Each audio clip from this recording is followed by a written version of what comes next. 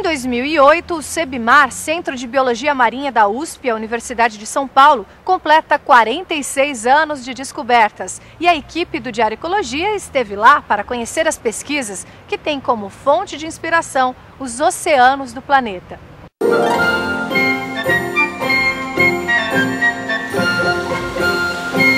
É num pedacinho de mar bem protegido pela Marinha, onde navios petroleiros esperam o ouro negro, que fica o Canal de São Sebastião.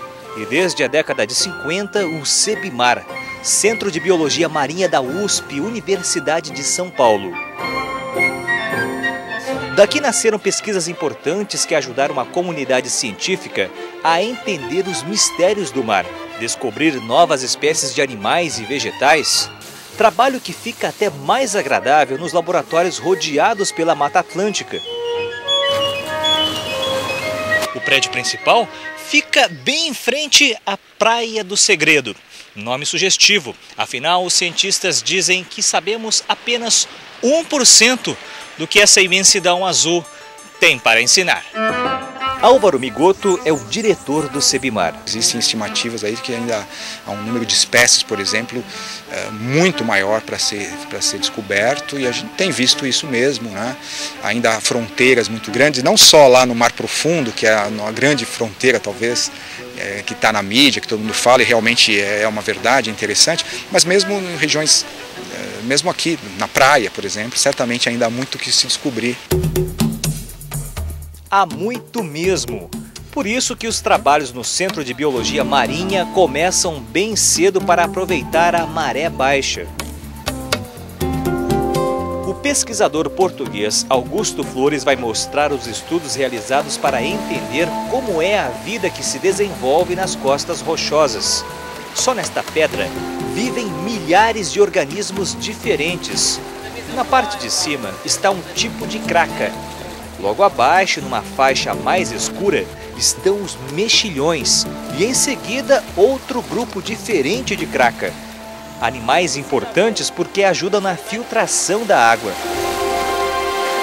O cientista também quer saber como a temperatura do ambiente, a maré e as ações destrutivas do homem podem influenciar nestes bichos. Então o que nós vemos na verdade é como tanto cracas e mexilhões, eles conseguem realmente se reproduzir e crescer de acordo com as condições do ambiente pelágico, ou seja, o ambiente da coluna de água adjacente aqui à costa. Em outro ponto, o pesquisador mostra um estudo diferente. Ele explica que todas estas pedras estariam cobertas de algas verdes se não fossem os animais herbívoros, como algumas espécies de caranguejos, por exemplo. A prova está dentro dessa caixinha parafusada na pedra. Protegida do predador, a alga conseguiu crescer sem medo de virar salada. Dessa maneira você testa o efeito que os herbívoros têm realmente no costão. Sem essa caixinha aí, os caranguejos... Sem essa caixa, estaria completamente nu. O CEBMAR também cede o espaço para outros interessados em pesquisas. A CETESB, Companhia de Tecnologia de Saneamento Ambiental, monitora a qualidade do sedimento, da lama que está no fundo do mar, perto do litoral norte e Santos, e como as substâncias químicas e a poluição provocada pelo homem estão afetando a comunidade aquática. Os ouriços ajudam a encontrar estas respostas. Mas primeiro, a bióloga da CETESB precisa extrair os gametas, ou seja, os espermatozoides e os óvulos do ouriço. Para isso, ela aplica uma solução de cloreto de potássio. É uma substância que vai promover, quer dizer, vai fazer com que os gametas sejam liberados. Depois de poucos minutos, o resultado. Essa é uma fêmea, a gente pode observar pela presença dos gametas amarelados bem aqui ao redor dos gonópodos, né, que são os locais por onde os gametas saem, tá? E a coleta de gametas é feita quando o ouriço é colocado de cabeça para baixo. Olha só o que acontece. Os óvulos caindo como uma chuva, tá vendo? São os óvulos. São os óvulos, esses amarelados. Com o material coletado, a bióloga vai cultivar novos ouriços em laboratório e testar estes animais em diversas amostras de ambientes do litoral paulista. Esse ensaio é uma ferramenta usada para dizer se naquela amostra que eu estou testando, né, existe uma quantidade de poluentes diversos, porque na hora que eu estou fazendo o ensaio eu não sei que substâncias existem ali. Tecnologia a favor da ciência. No Sebimar é possível também mapear o código genético de alguns animais.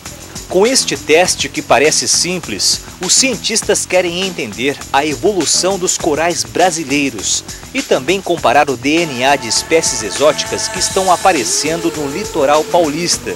Isso com a ajuda de um sofisticado programa de computador. E também com uma parte um pouco mais específica para elucidar se existe de fato apenas uma espécie aqui no litoral de São Paulo ou duas, como tem sido reportado para o sul do estado do Rio de Janeiro.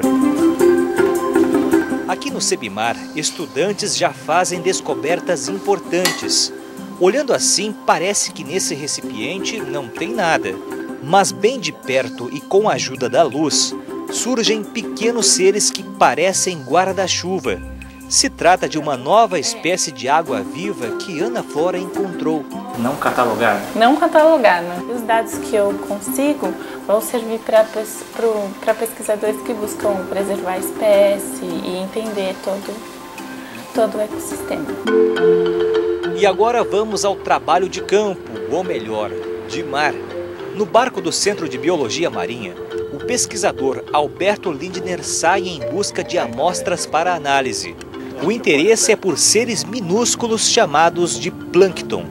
Plâncton são pequenos animais e também protistas, bactérias, assim por diante, que vivem na coluna d'água, né? E são animais normalmente bastante pequenos, então para isso a gente usa o que a gente chama de uma rede de plâncton, tá? Que é basicamente um coador de café enorme, um pouquinho mais sofisticado, com uma malha muito fina. Dentro do pote coletor, o que parece sujeira se trata de milhões de organismos. Se você já tomou banho de mar, com certeza já deve ter engolido um plâncton. Mas não se preocupe, ele não faz mal à saúde. Na verdade, os plânctons são importantes porque fazem parte da cadeia alimentar de muitos animais marinhos, pequenos e grandes como as baleias. Fazer o levantamento do plâncton no canal de São Sebastião e catalogar as milhares de espécies que existem é o trabalho de Tageia Bjornberg, uma das mais respeitadas cientistas quando o assunto é plâncton. Afinal, são 46 anos dedicados aos estudos desse bichinho que parece um camarão. E é um microscópio especial que ajuda a cientista a se transformar em artista. Eu tenho que fazer desenho de patinha por patinha, perninha por perninha, eu tenho que desenhar, depois procurar nos livros, achar um outro animal parecido ou que tenha essas estruturas, né? Mas se plâncton mantém baleias vivas, será esse o segredo para tanta energia aos 84 anos de idade? É gostar do estudo, gostar. A gente, quando gosta de uma coisa, a gente faz com prazer.